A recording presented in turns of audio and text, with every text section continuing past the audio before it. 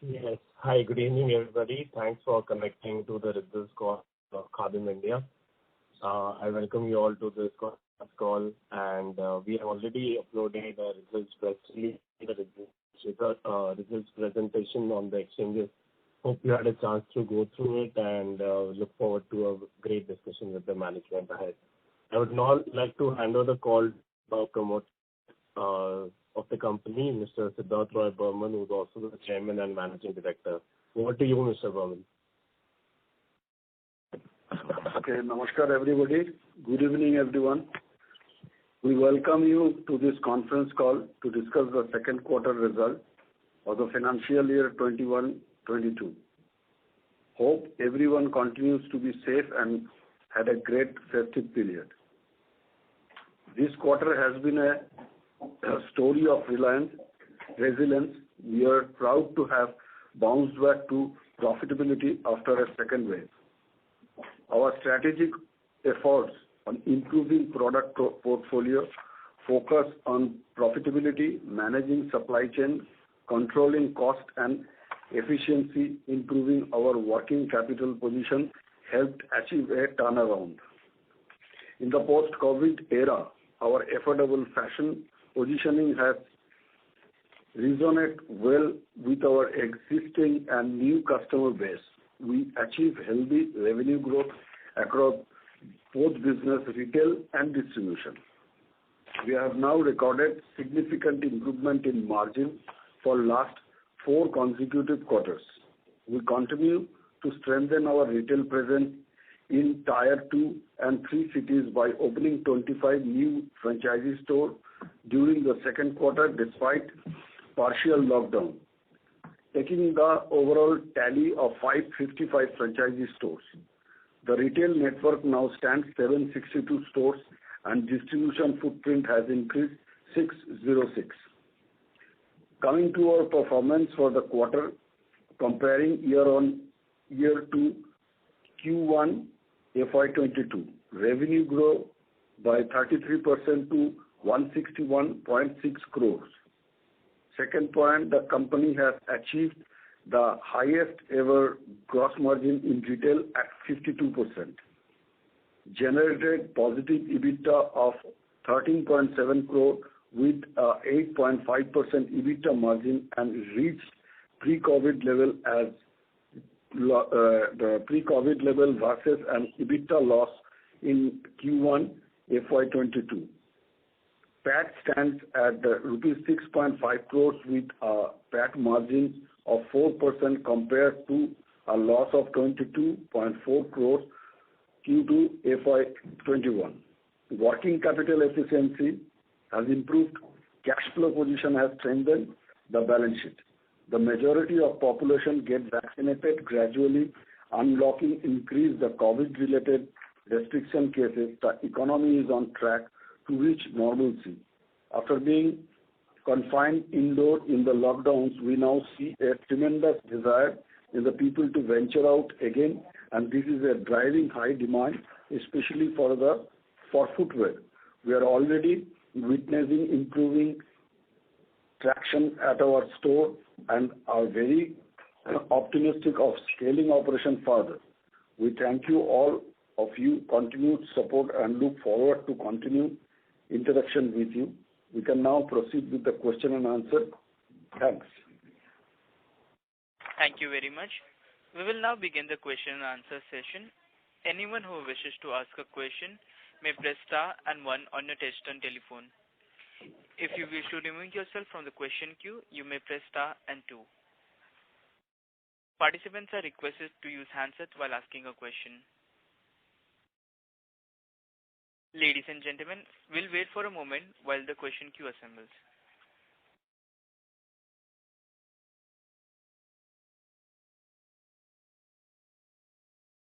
The first question is from the line of Monica Arora from Sharekhan Wealth Advisors. Please go ahead. Thank you for giving me this opportunity. On the back of we see the revival of economy and improved consumer sentiment. So we see that a lot of brands are offering various deals and discounts to attract more footfalls in their stores. So have you also offered some kind of deals to your franchisee? Thanks for your question, Monica. So I think, we are, throughout the year, we have, run a very silent discount in our stores just to ensure that we are liquidating most, our stock, the old stock, which had been, which we manufactured last year and last year. But there's not been active promotion of the discounts, generally, which we do during our EOSS. We will have a regular EOSS twice a year, which will be in December and March, and which we'll promote very aggressively, and there we'll be having a much more aggressive discounting. But during the festive season, we did have a very good scheme, which is called Milega Much More, wherein on a minimum buy of 1,000, 2,000, 3,000, we offered a credit note which we could redeem immediately, and for which we saw a very good response of 75 to 80% redemption. So I think, yes, the recovery has been good and people are responding to good schemes. Okay, that's it. And also, if you can update on like these two franchises to set up new stores and expand further. So you're asking in terms of the expansion this year? Yes. So we've opened 25 new stores in the last quarter, in Q2, and we're looking at opening in the total of around 80 stores this year. Okay. That's great. And we see that a lot of corporates are open now. So do you also see some institutional sales in Q2? And also, what is the status of like cash flows from the big orders and all filled during the Q4? This quarter there is no institutional sales. Okay. And in terms of big order that was there, fourth quarter, 70% of the payment has been received. 30% balance payment we will get in this third quarter. Okay, that's great. Thank you so much. Thank you. A reminder to all participants, you may enter *1 to ask a question. The next question from the line of Deepan Shankar from Trustline PMS. Please go ahead.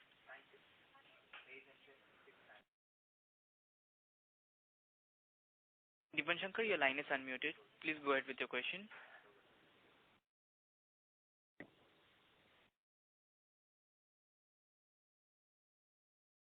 May we request you to unmute yourself if muted from the handset?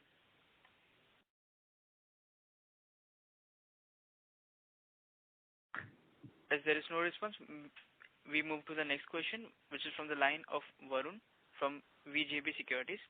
Please go ahead. Good afternoon. Congratulations for the turnaround. The COCO store seems to produce much more revenue given it is having only 30% retail stores, whereas the franchisee stores are producing much lower revenue.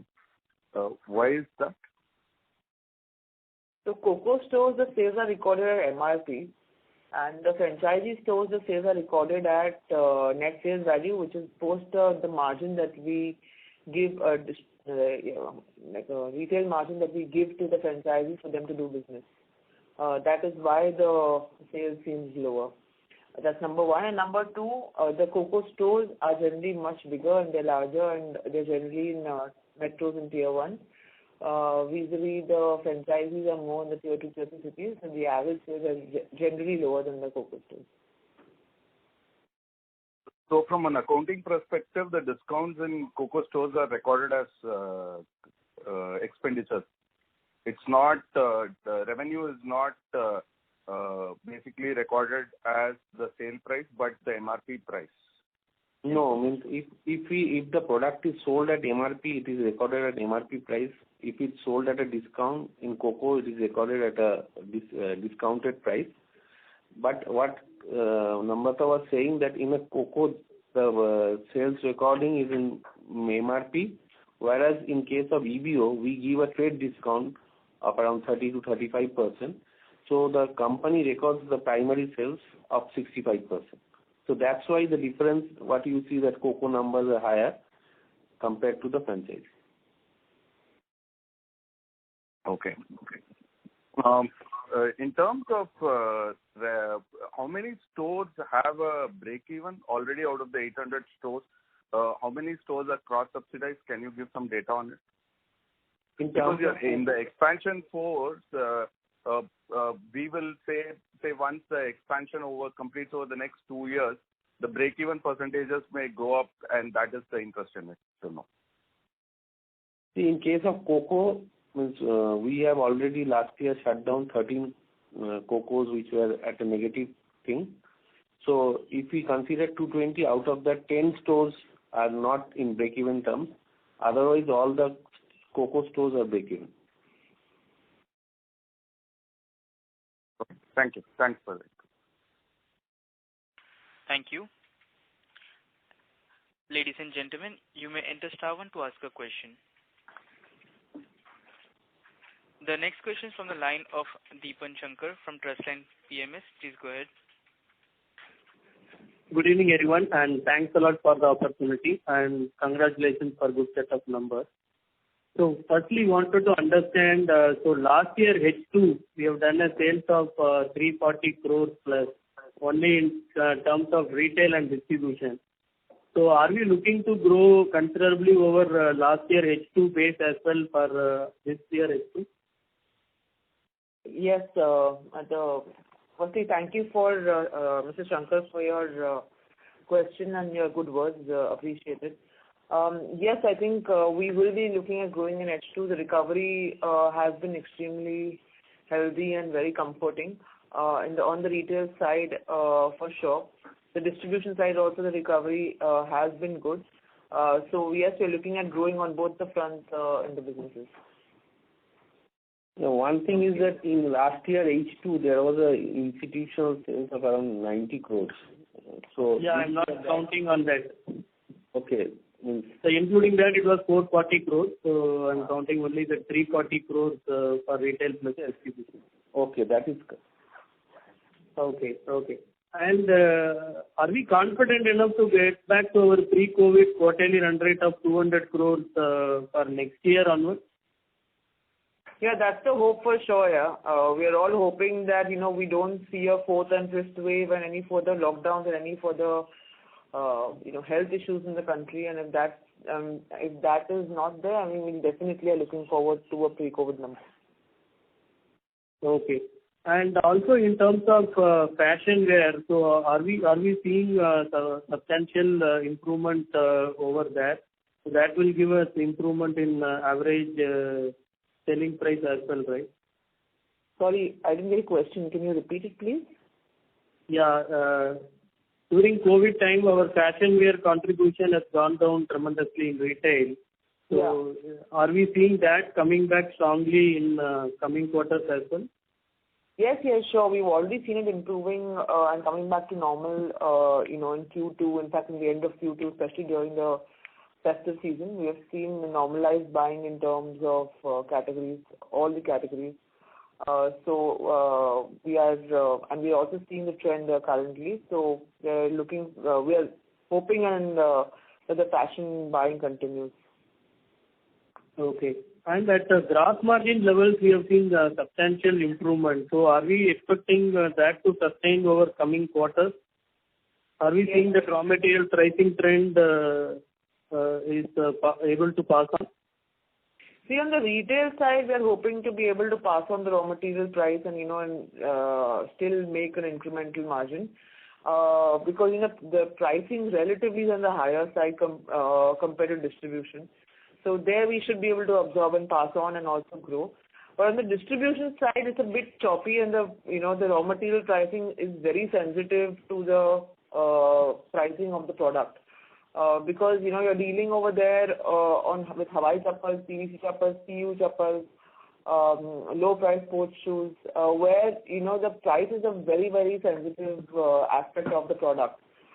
So their raw material pricing, we are hoping that stabilizes, the choppiness stabilizes, and there can be some sanity and stability to the pricing as well.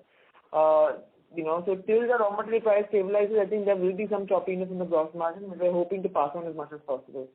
But we also have to be careful and sensitive to the MRP, because here you're dealing with the mass audience. So there will be that much price increases that one should take to be able to pass on to the customer. But we are trying our best to balance it out. Okay. And lastly, from my side, this fixed cost, employee cost plus other expenses. So the quarterly run rate has fallen from 66 crore to 46 crores. So are we seeing that run rate to continue, or we, as things start improving, we are expecting some amount of fixed expenses to shoot up in next coming quarters? In case of employee expenses, for the last 18 months, there was a cut in the employee around 20%. So that we are, in October we have already given the money back to the employee. So the run rate what you have seen in the last quarter, it will increase. In other expenses, there are a lot of fixed expenses cut, but there are some maintenance and other expenses we need to incur. So there also you will see a rise, but not at the level of the pre-COVID levels. Okay. And what about advertisement expenses? So already it has reached pre-COVID levels, or what is the run rate currently? Advertisement expense is very less. Means pre-COVID means in 2019 it was around 4%. So now it is around 1%. But obviously in next FY23 it will increase from 2 to 2.5%. Okay, sure, sir. Thanks a lot and all this. Thank you. The next question is from the line of Girish Pai from Nirmal Bang Equities. Please go ahead. Yeah, thanks for the opportunity. I just wanted to, I think you said that 2H of FY22 is going to be better than 2H of FY21 if you exclude the institutional sales number. Will the profitability be better in terms of EBITDA margins? Would that be better than 2H of FY21 if you exclude the institutional number? Compared to which period you're saying? FY20 or FY21? I didn't get your point. FY21. Last year, FY21, 2H FY21, will it be better than that in 2H FY22? We believe so that the revenue will be better and so will be the margins. Excluding the institutional sales, definitely. Okay. And these EBITDA margins are pre-Ind AS 116 or post-Ind AS 116? It's post-Ind AS 116. Okay. And how much is the price increases you've taken because your gross margins have been very strong? On your portfolio, how much has been the price increase you've taken, say, cumulatively in the last, say, 9 months or 12 months? So again, we've got two businesses. One is on the retail side, one is on the distribution side. Retail side, we have increased our ASP quite significantly since FY21 for sure. And since FY20, we've increased our ASP by 9%, and FY21, we've increased our ASP by 25%. 25% is an aberration purely because last financial year the consumer behavior was a bit different and more steered towards low price products and basic products. So comparing it to FY20 would be the ideal number. The 9% growth is what we are seeing in ASP, out of which I believe around 67 would be price increase and balance would be premiumization. That's on the retail side. On the distribution side, we have taken in this financial year approximately 15% increase in prices, owing to the raw material price increases.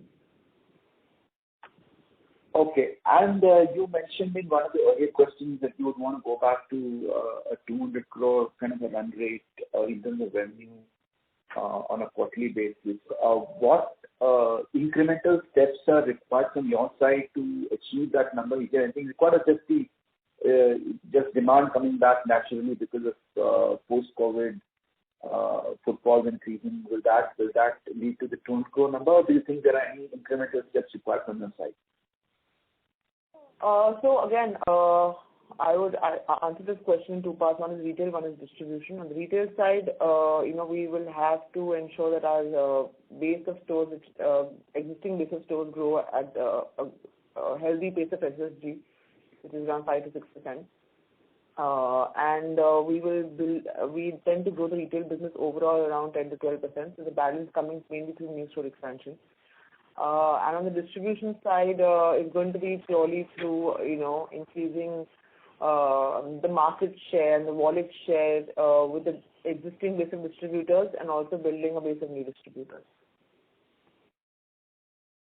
Lastly, you mentioned that the end of season sale would be in December and also March. It's like, would you feel pressure from that, or you think that can be offset? Sorry, can you repeat your question? I thought I heard you holding two end of sales USSs. One was end of December or end of March. You think you can offset the discounting pressure that's going to come through because of that? The discounting pressure owing to what? Sorry, your actually voice is a bit blur. Can you put your handset a bit closer to your mouth, if it's possible, please? Yeah, I was asking on the end of season sale related discounting, how much of that is going to have an impact on margins?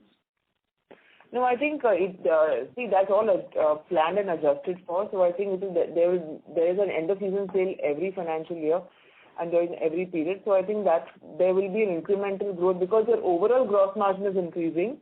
Your discounting will be adjusted from the increased margin. So your net margin will always be higher than the previous year. Okay, thank you. Thank you. A reminder to all participants, you may enter *1 to ask a question. The next question from the line of Bharat from VJB Financial. Please go ahead. Hi, am I audible? Yes. Yes. Yeah. Good afternoon. Congratulations on a good set of numbers. I have three questions. The first would be, what would be the total number of pairs sold in retail, Visa and distribution? I think last time I got the number, but just to reconfirm the number on a yearly basis in a normal year. And the second question would be, I think we've got an order from the UP government. When is the execution of that order likely? Or has it already been executed, or what portion has been executed? And is there any other institutional orders from government or from anybody else that is likely? And three, the revenue per store as compared to our competitors is slightly lesser, like say Bata is say 3 crore per store, and we are at, I'm assuming at 1 crore per store. Correct me if I'm wrong. Is it possible that we will be bridging the gap, or what is the way forward on that one? So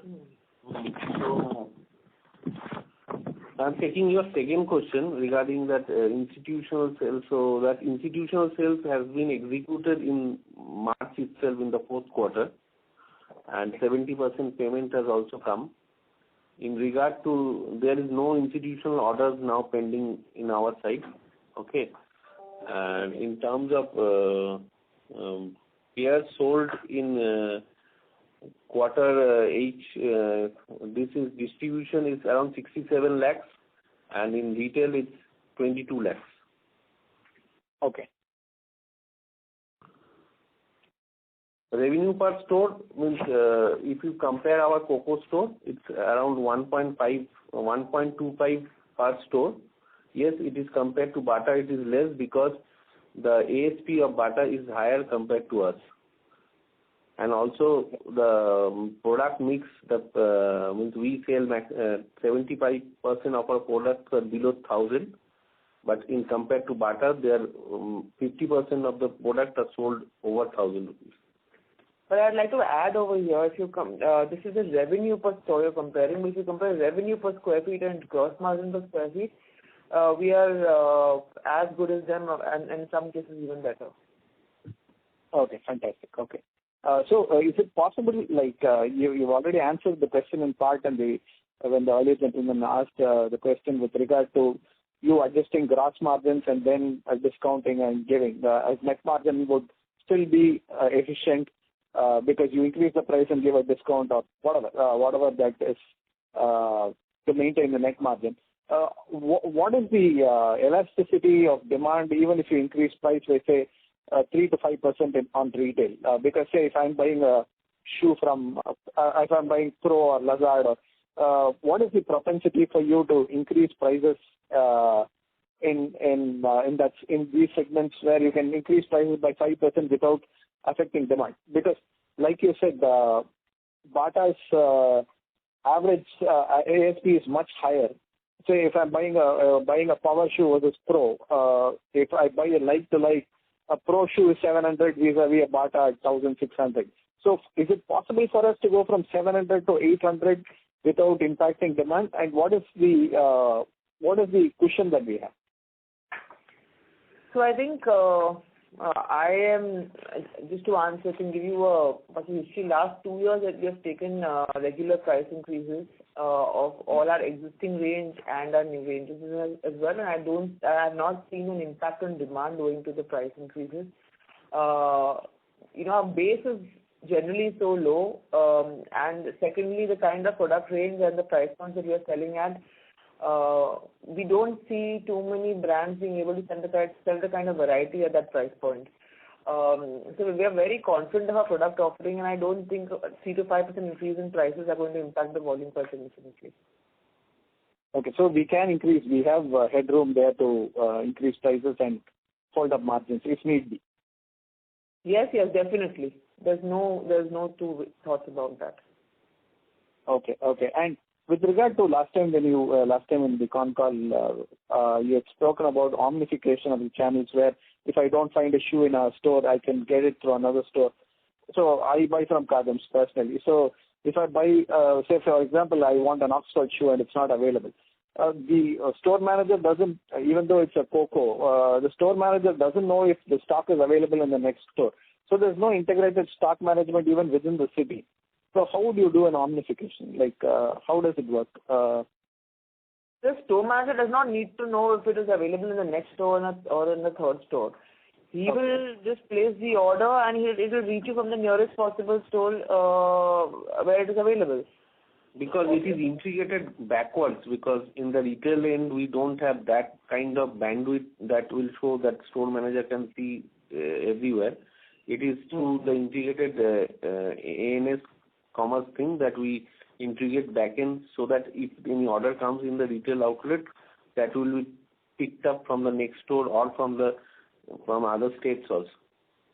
No, that I agree. So I have to place an order in there. So see, say suppose I'm in say Chennai and I'm buying from Thiruvanmiyur and I'm going to Adayar and your store is on the way.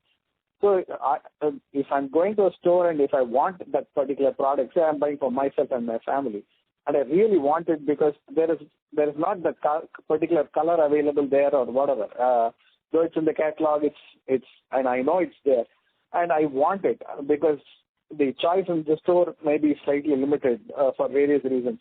But why shouldn't it be if it's more democratized where we know after all you're selling your own product? Why wouldn't it be right if you have a ERP which tells you what store has what stock so that it can be given to the customer if it's needed? Because most customers don't find the product in the store and go away. So, like for example, I went to buy a Bonito for my child and it was not available. They said it may be available in T Nagar, which is like 5 kilometers away. Maybe it's like impossible to track. If it's there, I go and buy. So, how do we? Is there a methodology where we can do this? Because in most apparel retail and other places, the store, at least the store warehouse head knows where the stock is. So, like I go to Louis Philippe, I know if it's not in this store, it's in the next store. So, just asking, more out of curiosity. And Bharat, I think it's showing that you're a very loyal customer of ours, and I can sense the pain that you've gone through, and thank you for sharing this to us. This is something which has been on our mind to be able to implement in our stores as well, and maybe in the due course we will do that to ensure that the customers have a better and seamless experience. Right now we don't have it for sure, but we'll definitely try developing it, and we will try doing it as soon as possible. I think it's a valid view that you have given, and we'll definitely try working on it. Yeah, because 3 times I've gone without buying. But since I'm a shareholder and I buy only from Kadif, I go back and, like, for example, I don't find an Oxford. I've tried my best and I thought of buying it online. Then I thought, okay, for whatever reason, I thought I'll buy it from a store. I just don't find an Oxford on the store. So I said, okay, let me try till I get it. It's okay if I have to do 5 rounds. So, but I've not got it, and nobody has told me that I can place an order and I'll get it. I think that no store manager has told me that I can place an order and get it. I'm not complaining. I'm just saying because if you said that I can request for the product and get it. Which store did you go to? I've gone to 5 stores in the city. So and were they all Coco stores? Yeah, they are all Coco. I don't go to a franchisee. I'm a Kadif shareholder. I go to Coco. Okay. So you did not. Okay. So I'll possibly take it up definitely, and we'll see what's the best we can do over there. But I'll also on the sideline request you to. I'll ask my team member to connect with you with the design that you like, and we'll ensure we get delivered to you. Yeah, please do so. Okay. Actually, the whole family needs one. So yeah, like my wife needs Pro, my child needs Bonito. So yeah. No, we'll definitely ensure we're making our sale to you. We won't lose you as a customer for sure. Yeah, thank you. Thanks. Much appreciated. Thank you. Ladies and gentlemen, you may enter star 1 to ask a question. The next question from the line of Ankit Shah, an individual investor. Please go ahead.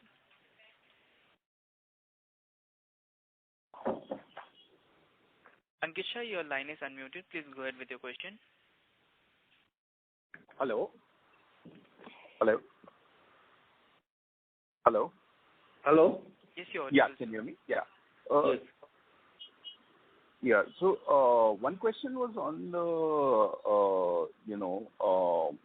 basically this when I look at the balance sheet, there are some in other advances there is a 115 crore odd amount. So is this relating to GST credit because it shows as advance to government authorities?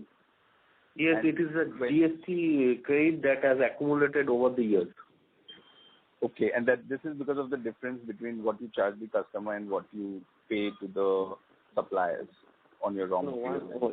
Here there is a 2 concepts. One is that our output tax is lower than the input raw material. So the input is 18%, whereas the output tax less than MRP 1000 is 5%. There is a accumulation, but that accumulation the government gives refund. But the service tax accumulation for the GST of 18%, that the Supreme Court has given a clear verdict that there will be no refund for that. So that accumulation can be set up with the next output tax. But since our output tax is less than the input tax, so that accumulation carries on and on. So I think in this GST committee meeting, this inverted credit structure would be revamped. Only then that credit that has accumulated will be utilized. Okay. And what's the proportion of that refundable versus the one which you are saying the Supreme Court has sort of said no? Mainly the around whatever the raw material thing is around 7 to 8 crores. Balance is the service tax input that is carried over for the years. Got it. So unless this inverted duty structure, the government does something about that, this will continue to be a challenge and it will keep accumulating. That accumulation will be there. Understood. Okay. The other one was to understand that because you mentioned that we sold around 22 lakh pairs in the last 6 months. So typically, what would be the average customers who have bought? Meaning, what would be the average bill size? So for 22 lakh orders, what would be the unique number? 22 lakhs is for this quarter, and half year it is 31 lakhs. Okay. The average bill size would be in the range of around 850 rupees. Okay. No, but I'm saying that there will be repeats also, right? So I'm trying to understand. 750 rupees. 750 for the retail business. Okay. Yes. Got it. Okay. Thank you. Thank you. Ladies and gentlemen, you may enter star 1 to ask a question.